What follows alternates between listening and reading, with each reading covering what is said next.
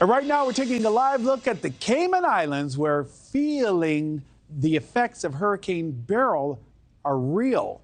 That storm is making its way through the Caribbean, and we have continued to watch it.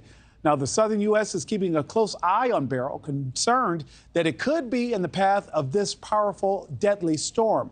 Beryl has killed at least 8 people across the Caribbean, and at this hour, the Category 3 hurricane has winds around 120 miles an hour as it heads toward the Cayman Islands.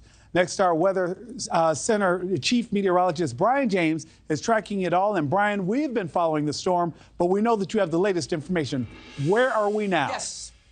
Yeah, Nick, we're still watching Beryl quite intently, of course, because of its forecast track. Expected to make it pretty close to the southern part of the U.S. coming up as we head through, especially early next week. But if you've been watching Beryl the last few days, this does not look nearly as organized as what it did. That's good news. That means it's not nearly as strong, although it still has winds at 120 miles an hour, a Category 3 hurricane. The overall trend should be for it to weaken as it moves back to the west toward the Yucatan Peninsula, get pretty close to Cancun, will pass probably just to the south of, and then move back into the Bay of Campeche. Does it curl to the north and make all the way into southern parts of Texas? Most of the models generally agree with that consensus. It is expected to weaken to a tropical storm as it makes its way on through the southern part of the Gulf of Mexico. Should strengthen back to a Category 1. Not expecting the rapid intensification once it gets back out over the Gulf. That's going to be the biggest thing we're going to watch as we go into the early part of next week. But as we head toward early Monday morning, that's when we expect it to make landfall, probably somewhere right across extreme northern parts of Mexico. Southern parts of the U.S. could be pretty close to Brownsville,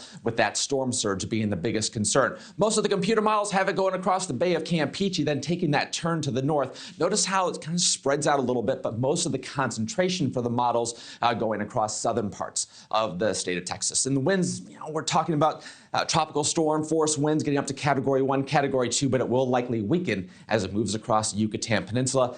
Does it strengthen when it gets back over the Gulf? That's going to be the biggest question. Nick, back to you. And Brian, we'll keep an eye on things. Brian, thank you so much. Thanks for watching, everybody. Go to joinnn.com to find NewsNation on your television provider. Also, don't forget to click that red subscribe button below to get more of NewsNation's fact-driven, unbiased coverage.